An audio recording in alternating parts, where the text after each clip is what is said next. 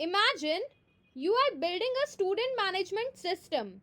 All student details like name, roll number, marks are stored in a text file called students.txt.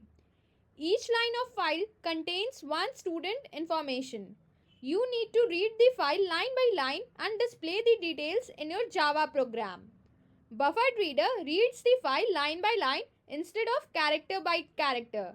This makes the program faster, uses buffering in memory, and easier, gives the read line method for direct line reading. Now, let's see the syntax and the code for it. Now, the syntax for buffered reader is buffered reader br is equal to new buffered reader and then new file reader file.txt.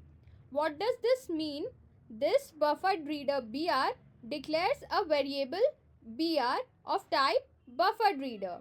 This variable will be used to read text from the file efficiently. Think of br like a pointer or a cursor to the file content. Then we have new buffer reader. This creates a buffer reader object.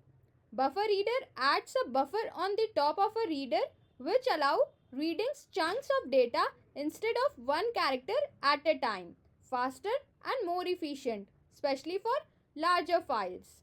Then we have new file reader and then file name.txt. This creates a file reader object that opens file name.txt for reading. File reader reads the file character by character and buffered reader wrap this file reader to make reading line by line or in chunks possible. Now let's see the code for it. Now I'm pasting the code directly to avoid extra time. And let's comment out this syntax part. Now you can see in line number 10 I have used the try block and inside that buffer reader br is equal to new buffer reader, new file reader and then passed sample.txt. Now what does this mean? Here we are creating a buffer reader to read the sample.txt. Now here file reader opens the file and buffer reader wraps it to read efficiently using a buffer. Then in the next line we have string line. This variable will store each line of the file as we read it. Then we have our while loop. Line is equal to br.readLine. Now what does this does? br.readLine reads one full line at a time. When the file ends, it returns null, which stops the loop.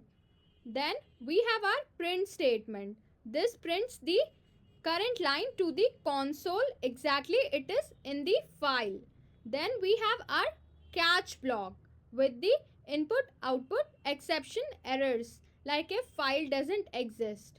And then this line prints the errors in details. And now let's save our file and see what's happening as the output.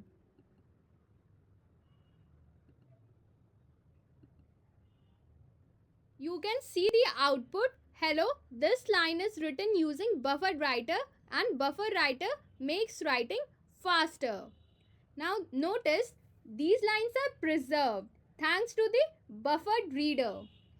In sample.txt we have these lines written. So it came as the output. Now let's move to the buffered writer.